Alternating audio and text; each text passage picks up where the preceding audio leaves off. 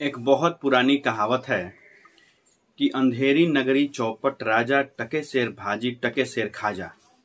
जी हाँ, भारत के परिप्रेक्ष्य में ये जो कहावत है वो एकदम सटीक बैठती है, क्योंकि आज का जो भारत है और जो भारत का आज राजा है वह एकदम चौपट है। और उसके चौपट होने की वजह से हमारा जो आज भारत है वह एकदम अंधेरी नगरी में डूबा हुआ नजर आता है, जिससे कि परेशान होता है कौन? केवल हम ग्रामीण जनता। जो हम असहाय जनता है वह इस राजा के चलते आज बहुत ज्यादा परेशान है। और मैं ऐसा इसलिए कह रहा हूं क्योंकि आप जानते होंगे कि हम 12 साल 15 साल से यह प्रयास में थे, यह इंतजार में थे कि आज या कल हमारा सहारा में डूबा पैसा वापस मिलेगा। तभी आते हैं हमारे देश के गृह मंत्री अपना पीठ थपथपाने और एक पोर्टल लॉन्च कर देते हैं, सीआरसीएस पोर्टल, की आपका पेमेंट अब मिलेगा। बड़े ही मुस्कुराहट के साथ, बड़े ही एकदम गर्व के साथ पोर्टल लॉन्च करने के मात्र 10 दिन बाद वो फिर से आते हैं और एक रिमोट दाबकर और 112 लोगों के अकाउंट में 10,000 रुपए भेज देते हैं और दिखाते हैं कि वो कितने कर्तव्यनिष्ठ हैं और कितने वो हम लोगों के प्रति संवेदनशील हैं कि हमारा पैसा हमको इतना जल्दी वापस कर रहे हैं। लेकिन हमको नहीं मालूम था कि वो बस केवल एक ढोंग है, वह केवल एक दिखावा है। दिखावा इसलिए कि अब जो आप अपना सीआरसीएस पोर्टल पर अपना डिमांड किए थे अकाउंट का, 45 दिन इंतजार करने के बाद आपको जो डिफिशियंसीज का मैसेज आ रहा है और उस मैसेज के नीचे लिखा रहा है कि आप 30 दिन बाद फिर से अपने सीआरसीएस पोर्टल पर लॉगिन करके और अपना दिक्कत देख सकते हैं कि आपका डिफिशियंसी क्यों आया है और उसको दूर कर सकते हैं।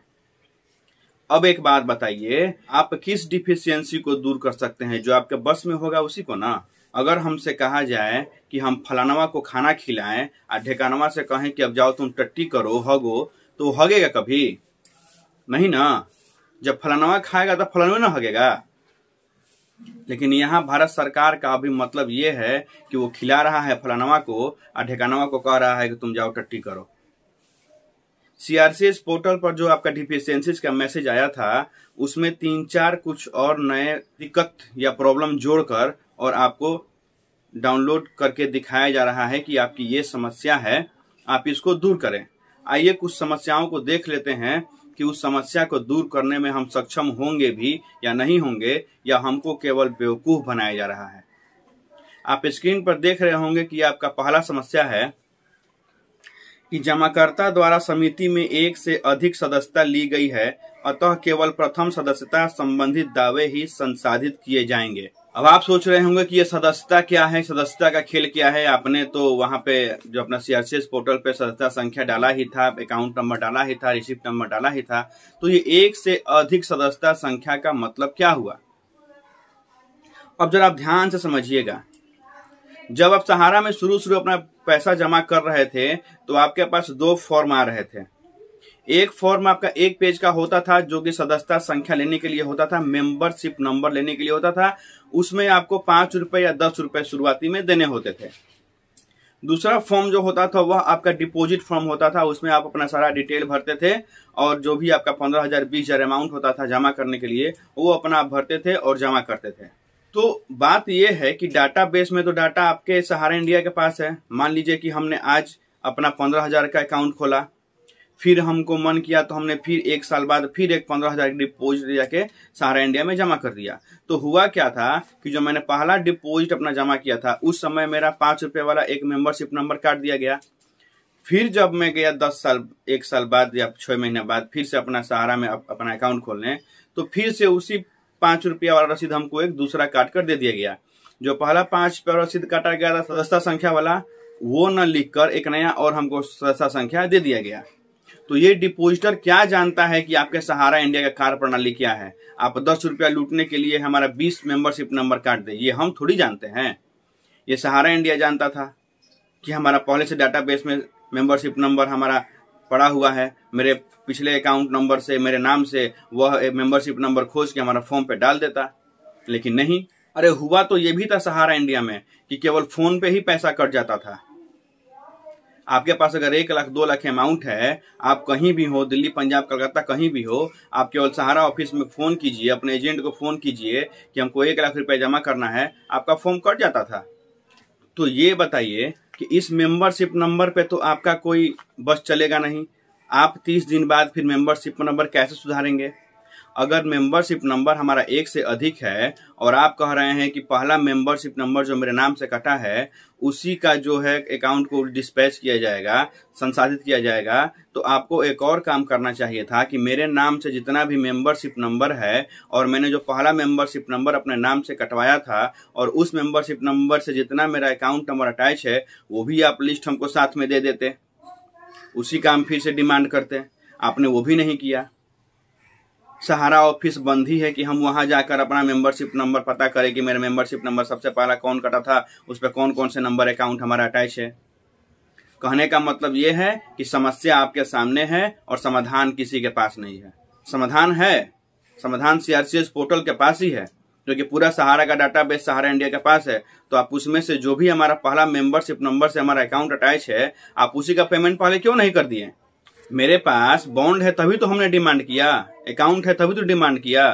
तो जो मेरे पहले मेंबरशिप नंबर से मेरा अकाउंट नंबर अटैच है, आप उसी का पेमेंट कर देते। सारे अकाउंट को डिस्पैच डिफिशियंसी में डालना ये कहां तक न्यायोचित है, हमको ये बताइए। आपकी मंशा नहीं है पेमेंट करने का, आप बस चाहते हैं कि डिफिशियंसीज में पैसा चला जाए, पेमेंट ना हो। और ये दिक्कत सहारा की है, क्योंकि सहारा वहां बैठ के वेरीफाई कर रहा है, सहारा के लोग वेरीफाई कर रहे हैं, तो वो नहीं जानते हैं कि हमने मेंबरशिप नंबर कितना काटा है। ये सहारा को ना चाहिए कि वो अपना वेरीफाई करके आगे बढ़ाए कि हाँ ये मेंबरशिप नंबर से ये अकाउंट नंबर है, इसका पेमेंट किया जाए। तो ऐसी ऐसी समस्याएं आ रही हैं जिसका समाधान डिपोजिटर के पास है ही नहीं और प्रॉब्लम के नाम पर डिफिशियंसीज का मैसेज भेज दिया जा रहा है। आइए देखते हैं कि दूसरा दिक्कत क्या दिखाया जा रहा है। दूसरा दिक्कत है कि दावेदार जमाकर्ता का विवरण सहारा सोसाइटी डाटाबेस में नहीं है या सोसाइटी का सदस्य नहीं है। अब देखिए यहाँ पर कहा जा रहा है कि दावेदार का जो डिटेल है वह डाटाबेस में उपलब्ध है ही नहीं। इसमें भी डिपोजिटर का ही गलती है। डिपोजिटर का गलती यह है कि डिपोजिटर ने सहारा में जाकर अपना 1 लाख 1.5 लाख जो भी 5 लाख है वो रुपए जमा कर दिए। अब सहारा ने वो जो जमा किया था उसका डाटा क्या किया, मुख्यालय भेजा कि नहीं भेजा, कि अभी वो ब्रांच पर ही पड़ा हुआ है, ये जमाकर्ता कैसे जान सकता है? सहारा इंडिया का ब्रांच तो काफी सारा बंद है, तो जो भी कुरियर में जाता था डाटा, वो डाटा कमांड पहुंचा नहीं, और कमांड नहीं पहुंचा तो वो डाटा जो है वो सीआरसीएस के पास नहीं पहुंचा। तो इसमें हम लोग की क्या गलती है? जब पेमेंट प्रोसेस करना ही था तो आप अपना सहारा का ऑफिस पहले खुलवाते और वहां से जो भी डाटा पेंडिंग था, जितने लोगों का डाटा भी नहीं जा पाया है, वो आप डाटा कलेक्ट करते, उसको भिजवाते आप, तब आप डिमांड करवाते। डाटाबेस में हमारा डाटा है ही नहीं और मेरे पास बॉन्ड पड़ा हुआ है, ये खेल समझ में नहीं आ रहा है। वो डाटा गया कहां? मेरे पास तो बॉन्ड है, आपके सहारा इंडिया का लोगो लगा हुआ बॉन्ड है, आपके ब्रांच का मुहर लगा हुआ मेरे पास बॉन्ड है, तो फिर हम कहां जाएं क्लेम करने? सहारा ऑफिस खुल नहीं रहा है कि हम जाकर वहां पे पता करें। हम दर दर भटकते रहें लेकर बॉन्ड अपना। वो बॉन्ड केवल नहीं है ना, वो हमारा पैसा है, वो पैसा है। हम पैसा लेकर अपना कहां घूमें, कहां हम लेकर जाएं, किससे हम गुहार लगाएं? तो यहाँ भी सीआरसीएस पोर्टल को, गृह मंत्रालय को या सुप्रीम कोर्ट को, सहारा को कहना चाहिए था कि पहले आप सबसे पहले अपना जो भी आपका डाटाबेस है, जितने भी डिपोजिटर हैं, उन सब का डाटा आप एक जगह तैयार कीजिए, तब आप पेमेंट का कार्यक्रम चालू करते। जैसे हम लोगों ने 15 साल वेट किया, हम लोग 2-3 महीना और वेट कर लिए रहते। आनंद फानंद ने अपने जैसे तैसे सीआरसीएस पोर्टल लॉन्च करके डिमांड चालू करवा दिया। मूर्ख तो केवल हम लोग न बन रहे हैं, ये आपके द्वारा बनाए जा रहे हैं। अगला वो लोग दे रहे हैं पॉइंट, आधार का पूरा नाम सोसाइटी द्वारा उपलब्ध कराए गए डाटाबेस रिकॉर्ड से मेल नहीं खाता है। चलिए हम मान सकते हैं कि ये हमारी गलती है, पहले हमारा नाम आधार में राजेश था, मुकेश हो गया, हमने डिमांड कर दिया, तो आप उसको रिजेक्ट कर सकते हैं, ये हम मान सकते हैं, हम उसको सुधार लेंगे। या हमारा नाम में कुछ अगर डिफरेंस है, लेटर में डिफरेंस है, तो हम उसको सुधारने की कोशिश करेंगे और उसको हम फिर डिमांड करेंगे। लेकिन यहाँ भी आपको एक चीज कहना चाहिए था कि हम सुधार कैसे करें। क्या हम एफिडेविट लगा सकते हैं, या पहले हमको ब्रांच में सुधारना पड़ेगा सहारा के, फिर हमको फिर डिमांड करना पड़ेगा? ये भी आपको इसका समाधान देना चाहिए था, क्योंकि आपने एफिडेविट अपलोड करने का तो ऑप्शन कहीं दिया ही नहीं है।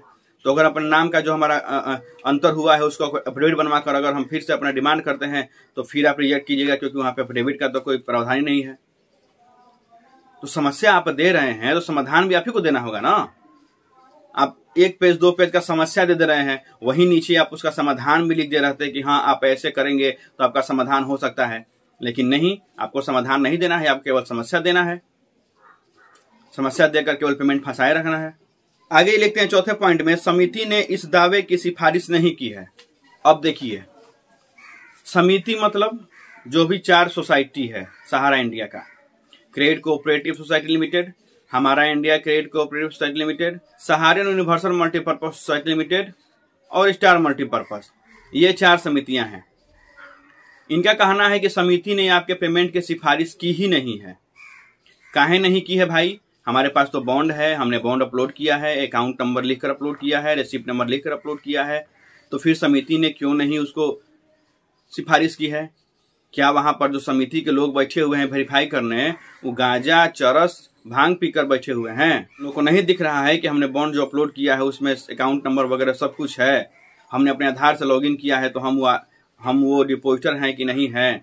उनको नहीं दिख रहा है, तो वो सिफारिश क्यों नहीं कर रहे हैं? इसका मतलब जानबूझकर पेमेंट को फंसाया जा रहा है। और एक बात समझिए, जितने सहारा इंडिया के आपको कर्मचारी या फिर एजेंट आपको दिखेंगे आकर चिकनी चुपड़ी बातें करते हुए ऑनलाइन प्लेटफॉर्म पे, आप सोचते होंगे कि सहारा इंडिया के सारे कर्मचारी और एजेंट वगैरह सब कोई लगे हुए हैं पेमेंट करने के लिए, तो आपकी ये भूल है। हाँ, कुछ एजेंट हैं ऐसे, कुछ कर्मचारी हैं जो वास्तव में चाहते हैं कि डिपॉजिटर का पेमेंट हो जाए और उनका समस्या का समाधान हो जाए, लेकिन बहुत सारे अभी ऐसे हैं कि जो चाहते हैं कि ये पेमेंट बाधित हो, ठीक से ना हो पाए। क्यों ना हो पाए? ताकि ये पेमेंट जब बाधित होगा, ठीक से नहीं हो पाएगा, तो सहारा इंडिया फिर से कोर्ट में जाएगी और ये बोलेगी कि सीआरसीएस पोर्टल के द्वारा पेमेंट ठीक से नहीं हो पा रहा है, ये समस्याएं आ रही हैं, इसलिए ऑफलाइन मोड में सहारा ऑफिस को ही दे दिया जाए पेमेंट करने के लिए, हम पूरा पेमेंट कर देंगे, क्योंकि हम 26,000 25,000 करोड़ जमा तो किए ही हैं, हम पेमेंट तो कर ही रहे हैं, तो हम यही पेमेंट ऑफलाइन कर देंगे, हमको ये दे दिया जाए। तो उस वक्त क्या होगा अब कि उसके बाद आप जाइएगा अपना पेमेंट लेने, तब सहारा इंडिया का असली खेल चालू होगा। वो आपसे यही कहेंगे कि 80% जमा कीजिए, 20% लीजिए, री इन्वेस्ट कीजिए, फलानावा कीजिए, ठिकानावा कीजिए, फिर से उनका यही खेला चालू हो जाएगा। तो ये भी एक चाल हो सकता है सहारा इंडिया का, आपका पेमेंट फंसाने के लिए, सोसाइटी को अप्रूव नहीं देने के लिए या फिर आपका रिजेक्ट करने के लिए। तो कहने का कुल मतलब यह है कि इस पर गृह मंत्रालय को एक्शन लेना होगा कि आखिर ये सब जो सहारा इंडिया के बैठे हुए हैं कर्मचारी वेरीफाई करने के लिए, वो किस मापदंड पे वेरीफाई कर रहे हैं, कैसे वेरीफाई कर रहे हैं, मापदंड क्या है? केवल समस्या लिखकर भेज देना 2 पेज में कि आपका ये समस्या है और समस्या का समाधान न लिख कर देना, ये कहां तक न्यायोचित है? आप लोग कमेंट बॉक्स में जरूर लिखकर बताइएगा कि ये जो प्रक्रिया चल रहा है अभी सहारा इंडिया और सीआरसीएस के द्वारा, क्या वह सही है या फिर गलत है? इसमें क्या हमको कदम उठाना चाहिए? तो आज के लिए बस इतना ही अपडेट है, मिलेंगे अगले अंक में नए अपडेट के साथ, तब तक के लिए धन्यवाद।